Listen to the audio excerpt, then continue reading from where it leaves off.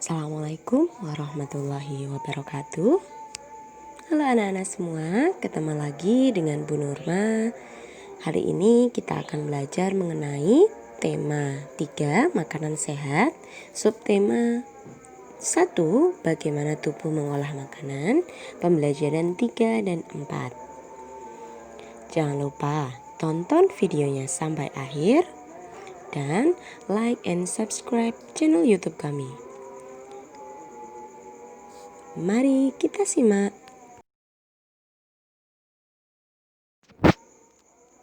Nah, kompetensi dasar apa sih yang harus anak-anak kuasai dalam pembelajaran 3 dan 4? Yang pertama, dalam pembelajaran 3 dan 4 ada beberapa muatan pelajaran, yaitu ada muatan pelajaran PKN, Bahasa Indonesia, dan IPS.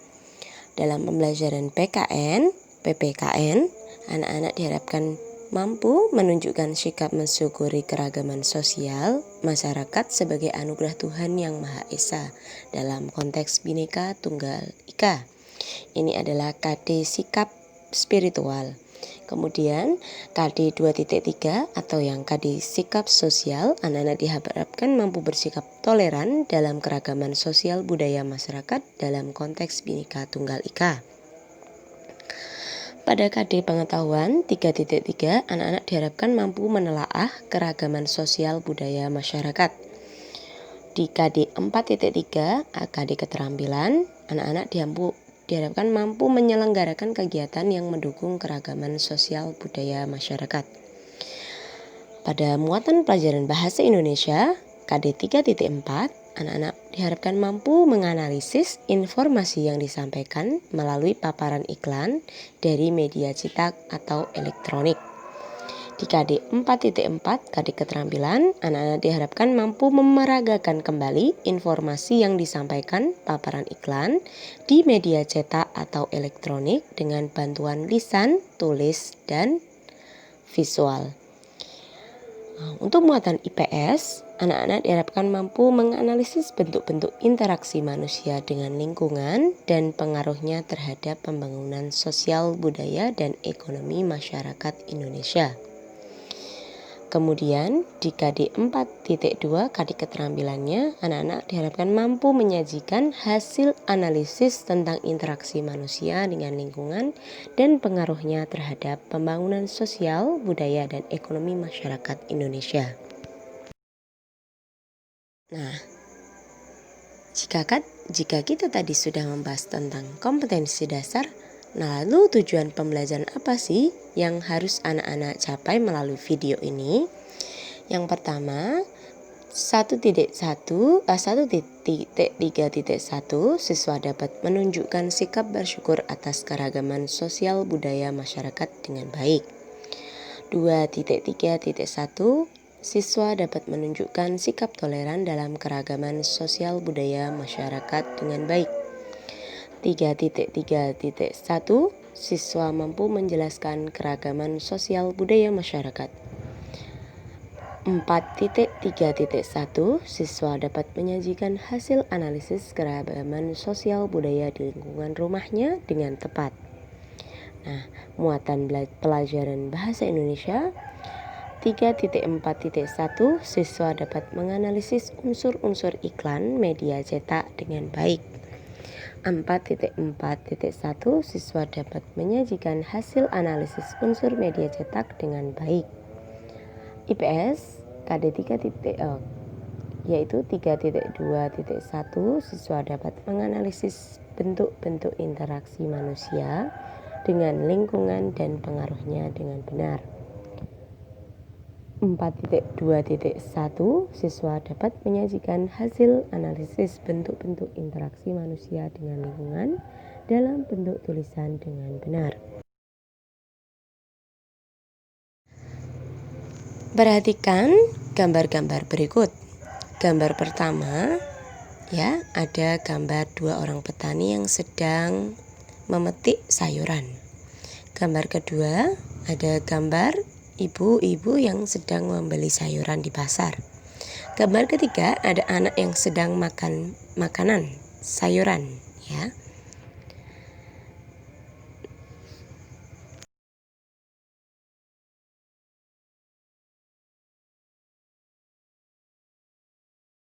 Nah, dari gambar tersebut muncul beberapa pertanyaan. Proses apa saja yang terjadi pada gambar tersebut? Siapa saja yang terlibat dalam proses tersebut? Apakah dalam proses tersebut manusia berinteraksi dengan lingkungannya?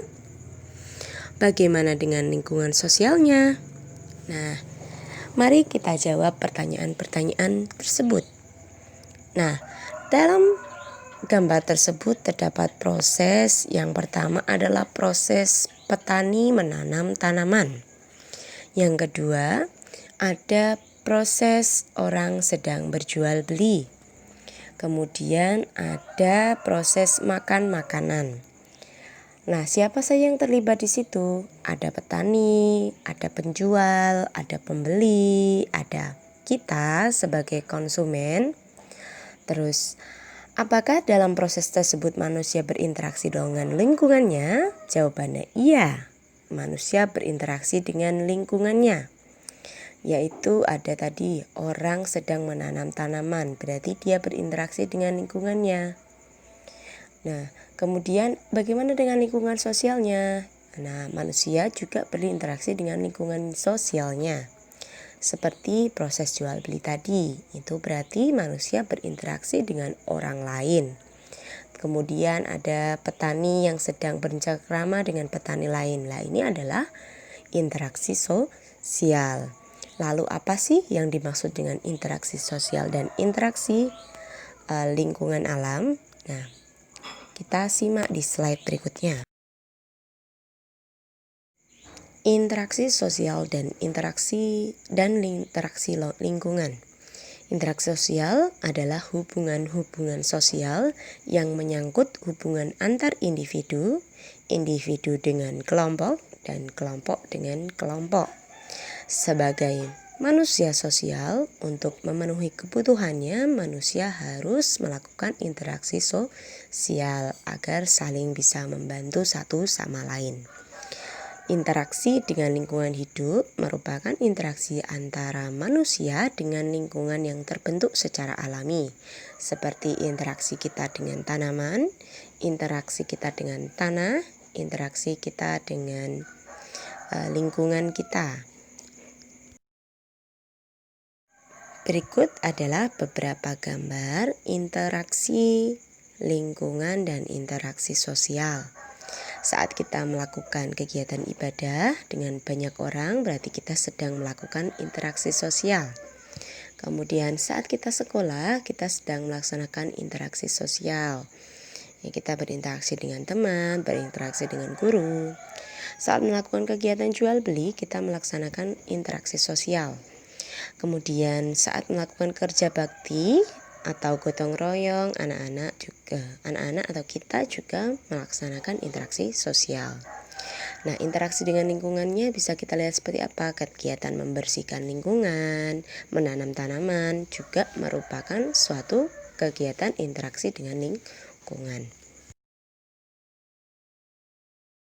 Untuk lebih memahami mengenai interaksi sosial dan interaksi alam, mari kita baca teks berikut ini.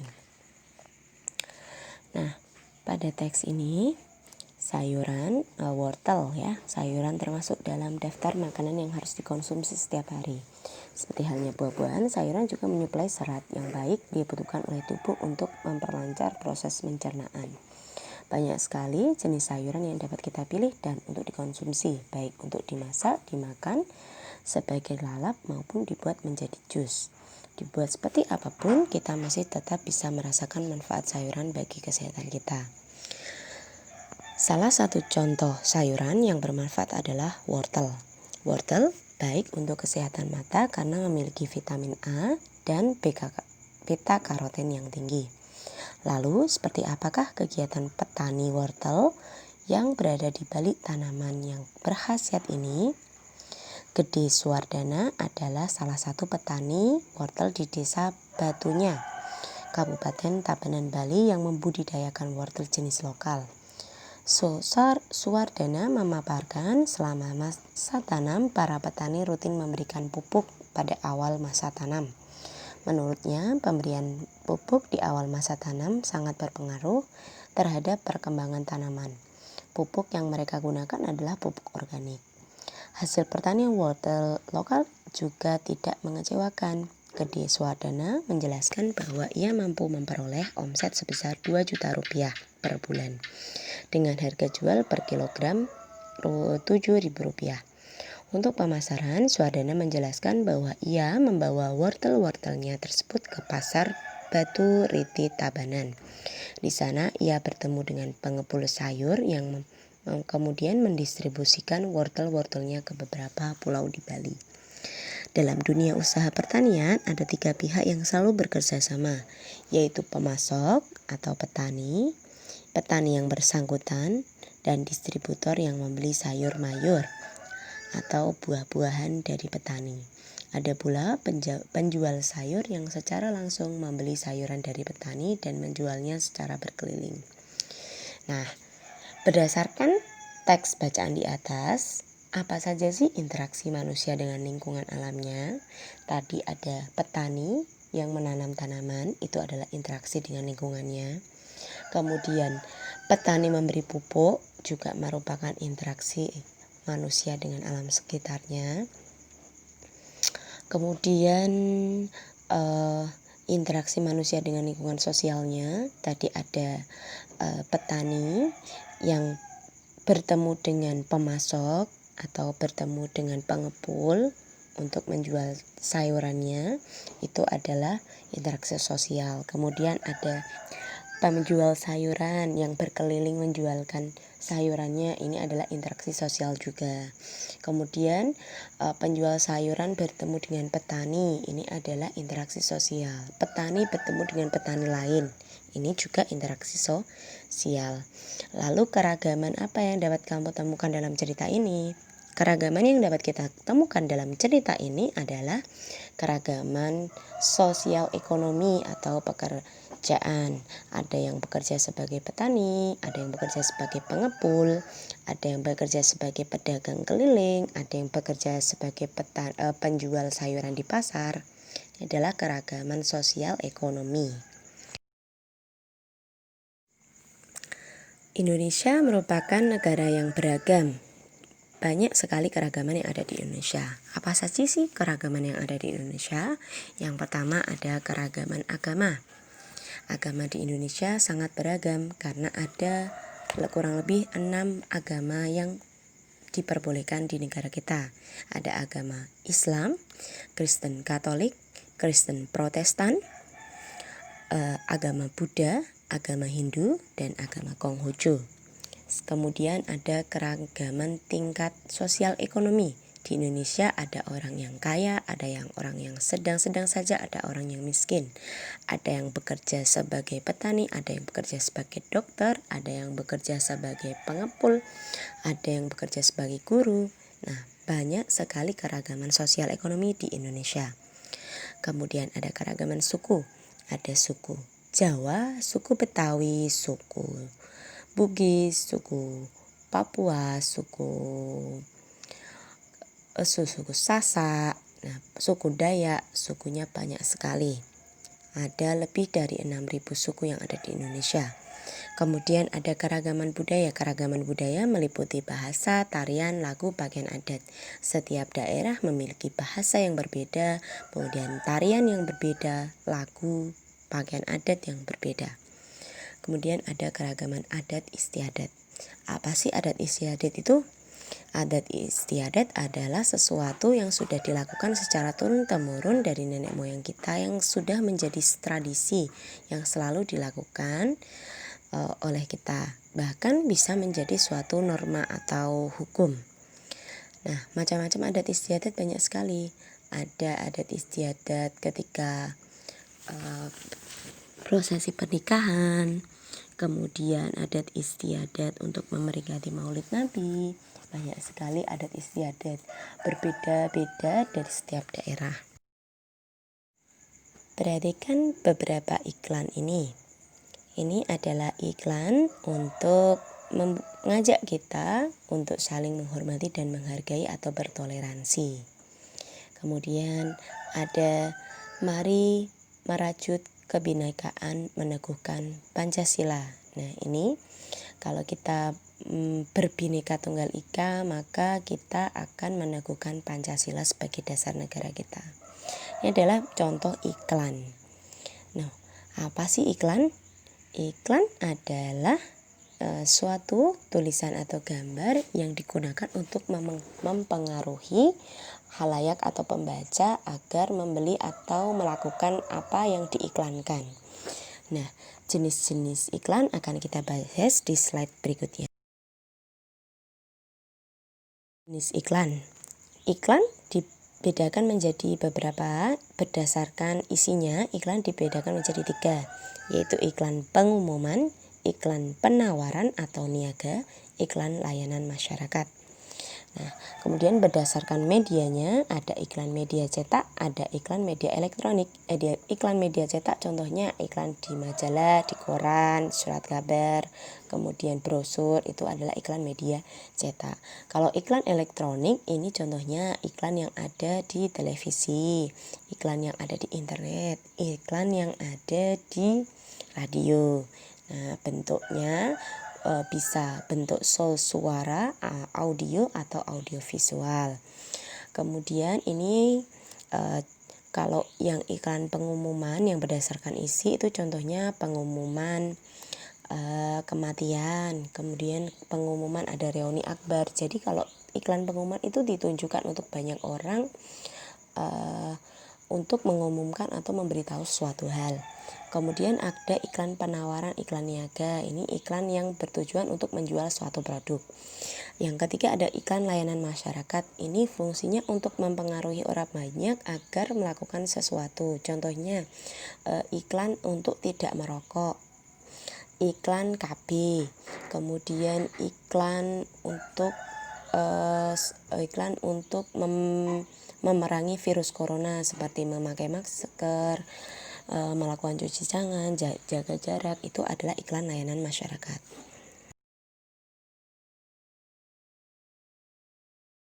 Nah, berikut adalah contoh-contoh iklan.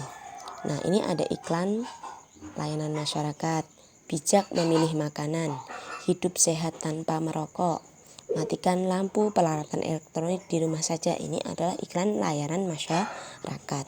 Kemudian ada Nuvo, ciptakan hari-hari anti kuman. Ini adalah iklan niaga.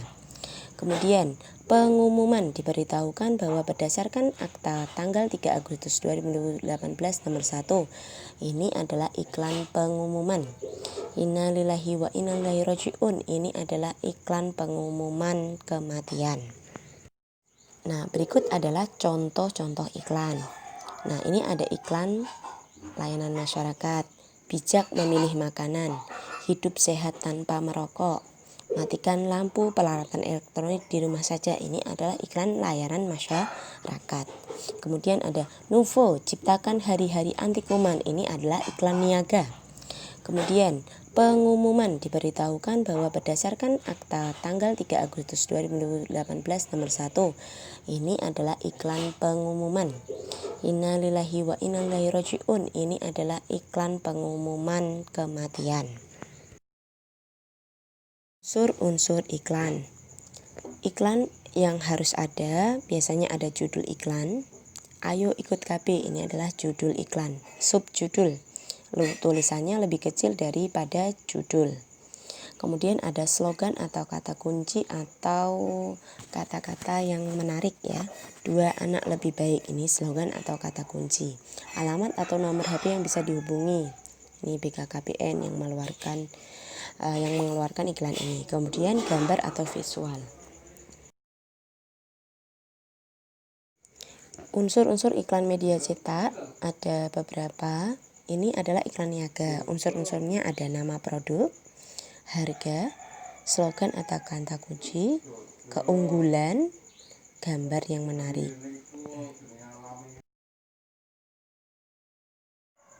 Hal-hal yang perlu diperhatikan dalam membuat sebuah iklan. Yang pertama, kalimatnya jelas dan singkat. Kemudian bahasanya mudah dipahami dan menarik. Yang ketiga, tulisan dan gambarnya menarik.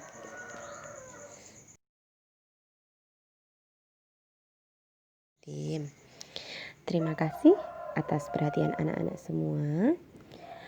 Semoga anak-anak bisa paham dan manfaat videonya. Jangan lupa selalu jaga kesehatan, jaga jarak, pakai masker, cuci tangan. Semoga kita semua terhindar dari segala mara bahaya dan penyakit. Mohon maaf apabila ada kesalahan. Akhir kata, wassalamualaikum warahmatullahi wabarakatuh.